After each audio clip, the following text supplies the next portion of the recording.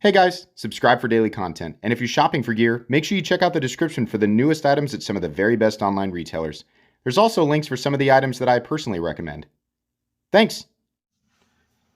What's going on YouTube? Metal Complex here, and today I've got another interesting knife review / knife overview to share with you guys. This is the Alien Knives Midi, M-I-D-I, DX2. I'll let you guys take a look here at this card. You can check out Alien Knives on their website, on Facebook, on Instagram, right? These are available for pre-order right now. You can find the link down in the description. I have no affiliation with them whatsoever. There's no kickback or anything like that. That's just factually where you can go pick it up.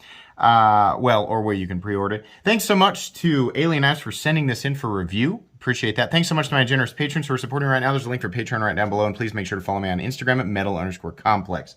Let's go ahead and get a measurement on this guy. This is the smaller one. If you guys remember, I reviewed the original, much larger, a while back. Overall length of the Midi DX2 comes in at about, it's 7 1/8. Yeah. Blade length, you could call it 3 inches. You might call it a little longer depending on where you're going to measure it, right? If you want to measure it down here, we're looking at 3.5. Up here, we're looking at probably 3. Your cutting edge is coming in at about 2.85 inches overall. Let's do some size comparisons up against the Ontario Rat Model 1 and Rat Model 2. It's definitely closer to the size of the Rat 2, but it's just a taller knife with a little bit more presence. How about up against the Spyderco PM2 and Para 3? You can see here once again closer to the smaller guy here, definitely close to the size of the Para 3, but completely different in terms of the profile and the ergonomic lines. How about up against the Benchmade Reptilian, or in this case the Ritter Hogue, and the Benchmade Bugouts? Closer to the size of the Bugouts, just much taller, much more presence, right? Let's go ahead and move into carry profile up against the Spyderco Para 3. You can see here these guys are about the same. It's really just about the exact same thickness as the Para 3. Length and height up against the PM2 and Para 3. This is a fairly tall knife, not a super long knife, but really with the combination of the flipper tab, it is really tall, right? At its maximum height, it's actually taller just by a hair, than the PM2 and Para 3, but it's really in that one spot. If you don't carry anything else in your knife pocket except your knife, it shouldn't be that big of a deal. If you carry other things, yeah, probably. Lengthwise, it looks like it's really about the same length as a Para 3, maybe a tad shorter. Let's go ahead and measure blade stock thickness on this guy. Blade stock is coming in at 115 thousandths. Not a super duper thick blade stock, so that's fine. I think that'll make people happy. Let's go ahead and do a hardware check. Got my tools, as per usual. Tools, very inexpensive, very recommendable. You can find them right down in the My Tools section of the description. I believe the pivot is going to be a T8. Yes, that's the case. Don't need to check these. These are definitely T6. Same with the pocket clip screws. Not that big of a deal. There's another adjustment head over here, but you'll have 4 screws, so not a ton of hardware. Just be careful when you're disassembling things. This is a simple countersunk liner lock. It really shouldn't be that difficult to take it apart. Let's take a look at my flashlight just completely and totally disappeared. Huh, that's weird. All right, well, let's use one of these other ones here. Oh, there it is. Sorry about that. I like using this guy because it's just one click and it's the right light every time. You can see there's steel on the inside and it is milled out. So we are being backed up with some steel reinforcements and a little bit of weight reduction too. This feels like it probably weighs about 3.5 ounces. No, a little more than that, 4.09 ounces. That's going to be a little heavier than some people might have expected, but again, 4 ounces is 4 ounces. If you're big into ratios, that might bother you a bit. For me, that's lighter than what I normally carry, right? This isn't a huge object, and I only carry a knife in my knife pocket, so none of this bothers me, but do with this information what you will. Compare it with what you've been, using and carrying. Did we catch everything right there? I think we did. Okay, so this is the smaller version of a knife that I really liked.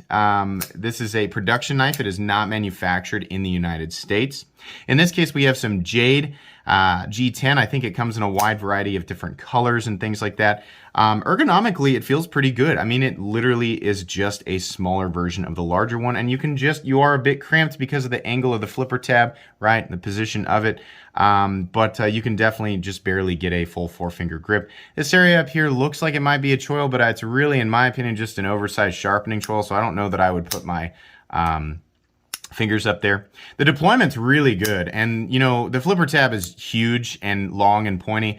Honestly, I don't know. The D10's good enough. We really don't need that big of a flipper tab. I think honestly, maybe something with a little bit, maybe that was a little higher and maybe curved sort of over and kind of like if you've seen the flipper tab on the Mordax, right, through ProTech. I think that's a good shape for a flipper tab. You can kind of get some push button action, a little bit less pointiness, a little less obtrusiveness.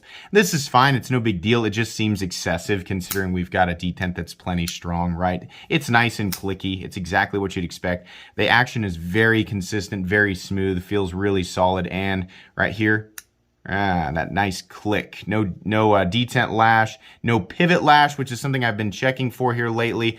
Basically taking the knife into an open position 90 degrees, and what you're doing is you're pulling up and back towards the pivot to check to see if the pivot barrel was machined properly to fit through the hole in the blade, which on this guy it absolutely was.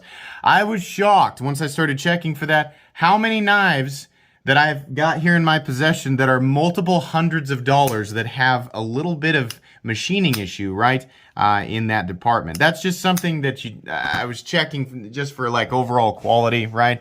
It doesn't necessarily affect every design in a functional way, because when it's locked out, it's completely and totally solid. And many of those knives, again, even when they were closed, they were totally solid, right? But just to point that out, this has no pivot lash, no barrel lash or anything like that. The thumb studs are also in a good enough position that you can use them. That flipper tab is so long though that when you do that, you end up right there. That flipper tab is wanting to pinch my skin on the way back down, and it can slow the blade down on deployment. You do the reverse flick, which you can also do, but it's kind of this area right here. You're coming at it from right there, right? It's all right. You can definitely use it. I'm wondering if the thumb studs really even needed to be there, but for people who like to use the thumb studs, you can do it. You're just gonna kind of have to work around that flipper tab, but it's fine. There is some, sorry, I'm wiping the blade off. There's some peel ply texturing here, which is nice. All these edges are nicely knocked down. This area right here kind of looks like a slope, like your fingers might slide off the edge, but truthfully, no. I mean, you're pretty locked in. It's pretty comfortable. I really don't have a huge issue with the ergonomics. It's not a hand melting masterpiece, right? But this is the right size for me. If this knife was any smaller, I think it would be uncomfortable, but it's kind of a medium-sized knife with a full-size knife presence because of how tall it is, right? The blade looks phenomenal. This is the type of tumbled finish that I love to see. We have that partial reflectivity. I'm sick of satin finishes. I'm sick of the black wash finishes, stuff like that we see on everything, right? Inexpensive, expensive alike. I love a good, high quality, high polished tumble finish. This is perfect. I love how this looks. I also really like the profile of the blade. We have a nice big flat that carries out about 80% the length of the blade. Nice swedge there. Plenty of room to drop down towards the cutting edge, and it does get reasonably thin. I think that's thanks to the fact that the stock doesn't start out super thick. 14C28N on this guy. Where's that card? 14C28N. I think that's great. I'm not going to sit here and tell you guys that I have so much experience with every single budget steel that I can definitively say that 14C28N really is better than everything else. But it's hard not to defer to Laren Thomas. A lot of you guys are familiar with that article about the greatest budget knife steel of all time. 14C28N is good. I've definitely had a good experience with it. It seems to, cut for a while, and it's definitely easy to sharpen, and it certainly seems to be tough. It's really, really good in the ratios department, and it's still stainless if I'm not mistaken, but if I am, I'm sorry. Right? It's hard. There are a lot of steels out there. It's hard to remember which ones have enough chromium or the ratio between chromium and carbon to actually be considered stainless, but I believe 14C28N is. That's great. This is an excellent EDC blade, profile, and steel. Really, really nice. I got no issues with the blade other than I think maybe this area right in here, the sharpening choil. is probably, well, here's the thing. I mean, it's like, you could get some more cutting edge if you didn't make it so big, but then again, I mean, you would have, like, the thumb stud's just almost not in the cutting path at all right now, so I don't know. I think it's mostly the flipper tab that needs to be less. There's just too much flipper tab, and I think the angle probably, I mean, where, like, its position, it could probably be a bit higher so that you've got a little bit more room, or somebody like me with my hand size has a little bit more room, right? But everything functions the way that it's supposed to. You just can't push button it. You have to light switch it, which is okay. We do have a lanyard hole, so there's a lanyard hole. We have a couple of standoffs back here that look really nice, right? Fit and finish all the way around is great. And that's, honestly, that's just kind of what I expect now, right? Even for a knife that costs half of what this costs. The pocket clip is also pretty good. We have a nice deep carry clip. It's not recessed, and the screws are not recessed, but okay, no big deal. Shape of the pocket clip is good. It comes down, and then it comes to a bill that it's a continuous rise, but it's not like a super aggressive bill, right? So it's not really smashing into your hand. You can feel it, right, a little bit, but it's not enough to where I'd call it a hot spot. It's all right. We do have mostly enough room to access that liner lock. I found a couple of times I'm kind of pinching my finger in there, but it's not really that big of a deal, and I can still easily get a hold of it. There's no double clutch or anything like that. So the liner lock is good. This side is much the same as the front, right? It's just that we have the pocket clip on this side. The pocket clip is not mountable on the show side, so left-handed people, unfortunately, there's no position for you to carry this knife. This is right-handed only, unless he makes a left-handed version of it that I'm not aware of. Lock up on this guy. You can see we're locking up at about 40, 45, maybe 50%. Absolutely and totally solid. No blade play up, down, left, or right. No lock stick or anything like that. And centering is dead on. I do not know who the OEM is for this. I know it's not made in the United States. Whoever they are, they did a great job. But we have a lot of the same overseas OEMs that are manufacturing a lot of knives for people, right? You've got QSP, Bestech, Riot, right? They're all doing a pretty darn good job right now. So it's, I don't know if it's one of those. That's just what it feels like. Whoever it is made a quality piece here, right? It's good. Okay, so again, critiques, flipper tab is just too much, right? I wish there was a little bit more access to this in here. Not really that big of a deal.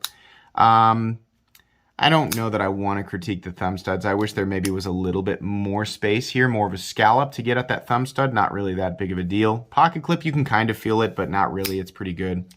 There's not really much to complain about here. I mean, as far as the knife goes, the design is great, and I love that they're using 14C28N. I think that there are a lot of, a lot of budget brands that should jump on board with that haven't yet. Here's the problem, though. This actually is not a budget knife. It looks like a knife and feels like a knife, and you can make that. You don't have to be handling it. You take a look at this, right? The materials and everything, and you're like, I bet that knife's about $60, right? It's actually $95 to $99, almost $100. That's really the biggest issue here. I don't understand why it's that expensive. Now, this isn't like the James Brand, the Barnes. That's a $450 knife, and they want $600 to $650 for it, right? No, this is like $30 too high. I mean, there are American Kershaw knives that are utilizing the same, I think, maybe they use 12C27. In any case, there are American Kershaw knives that periodically will utilize CPM 154 or CPM 20CV for around the same price. This isn't $100. I'm not going to sit here and be like, oh my gosh, it's abysmal. I hate it. No, this is a cool design, right? And if you pick this up, you're probably, in my opinion, probably kind of overpaying by $25 to $30. That's going to be the case, right? $25 to $30 for some people is going to be like a nah, pass. There's enough competition. I'm going to look at in some other places. And to other people, it's going to, they're going to be like, it's $25 to $30, so I don't really care. I just kind of like how it looks, right? Great design, great execution, couple of little tiny little quirky nitpicky kind of things, right? It's really, and the 14C28N is great. There's just not enough companies that are using that steel with their knives. This is an excellent day-to-day tool. It'll serve you very well. I love the profile, and I think that every time you flip this knife out, you're going to take a look at that blade and go, man, that is gorgeous. If you like an uncoated, tumbled, polished blade like me, right? Yeah, price is a bit high. That's really all I have to say about it. I don't know that there's a whole lot more. You guys can make the decision for yourself as far as whether or not you want to go for something like this. But yeah, you can pre-order it, and I'll make sure that the pre-order link is down in the description. If you're watching this in the future, obviously, you can probably just go to his website, maybe, and pick one up.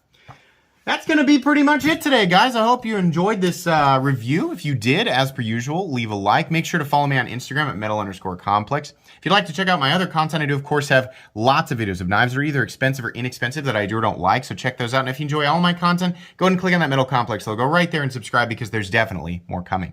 Thanks again for watching, everybody, and have a great day.